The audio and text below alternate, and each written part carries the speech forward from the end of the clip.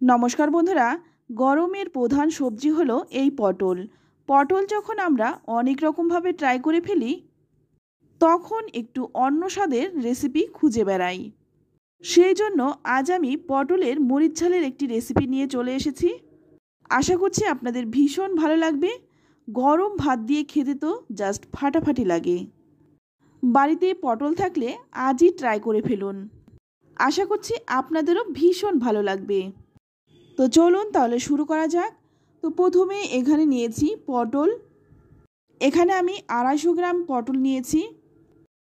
পটলটাকে ভালো করে ধুয়ে নিয়েছি।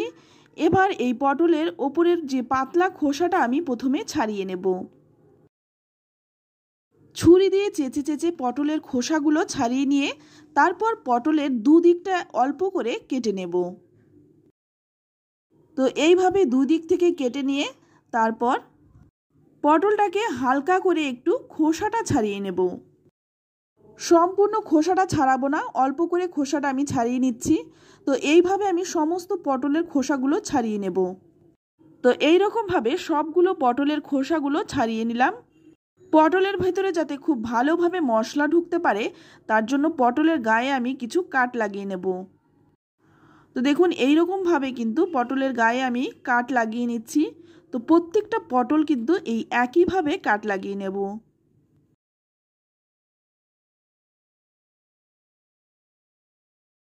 তো দেখুন সমস্ত পটলগুলোই কিন্তু একই রকমভাবে কেটে নিলাম। এইভাবে কেটে নিলে পটলের মধ্যে কিন্তু খুব ভালোভাবে মশলাটা ঢুকে যেতে পারবে। এবার এর মধ্যে দিয়ে দিচ্ছি পরিমাণ মতো লবণ আর দিয়ে দিচ্ছি সামান্য একটু হলুদ গুঁড়ো।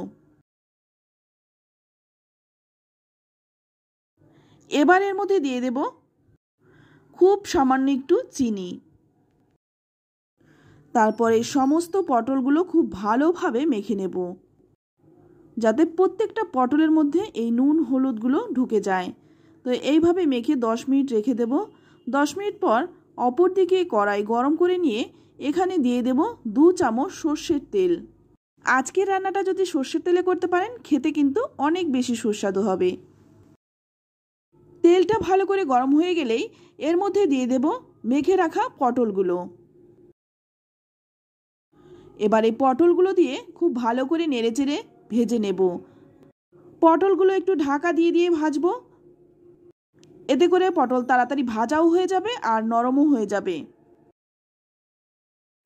5-6 মিনিট সময় নিয়ে কিন্তু পটলগুলো একদম লালচে রং ধরিয়ে ভেজে নিলাম। এবার ভাজা হয়ে গেছে, তুলে নিচ্ছি। তো সমস্ত পটলগুলো তুলে নিলাম। পটল তো ভেজে তুলে নিলাম। এবার একটা সিম্পল মশলা বানিয়ে নিচ্ছি। তো এর জন্য লাগছে আমার 4টে কাঁচা লঙ্কা, নিয়ে নিচ্ছি 1 চামচ কালো জিরে, হাফ চামচ নিয়ে নিচ্ছি গোটা জিরে, সঙ্গে নিয়ে নিচ্ছি 5-6টা গোলমরিচ। ঝালটা কিন্তু আপনাদের পছন্দ অনুযায়ী দিয়ে দেবেন। এবার এখানে দিয়ে দিচ্ছি 5-6 কোয়া রসুন। এবার এই সমস্ত মশলাটা বেটে নেব। তো দেখুন সমস্ত মশলাটা কিন্তু আমি খুব ভালোভাবে বেটে নিলাম। এবার এই পটল ভাজার তেলের মধ্যেই ফোড়নে দিয়ে দিচ্ছি হাফ চামচ গোটা জিরে। জিরেটা ভাজা হয়ে গেলেই এখানে একটা মিডিয়াম সাইজের টমেটো আমি কুচিয়ে রেখেছিলাম, সেই টমেটোটা দিয়ে দিলাম। টমেটোটা যাতে খুব তাড়াতাড়ি নরম হয়ে যেতে পারে তার জন্য দিয়ে দিলাম সামান্য একটু লবণ। লবণটা দিয়ে ভালো করে নেড়েচেড়ে মিশিয়ে নিয়ে তারপর একটা ঢাকা দিয়ে 5 মিনিট রেখে দেব।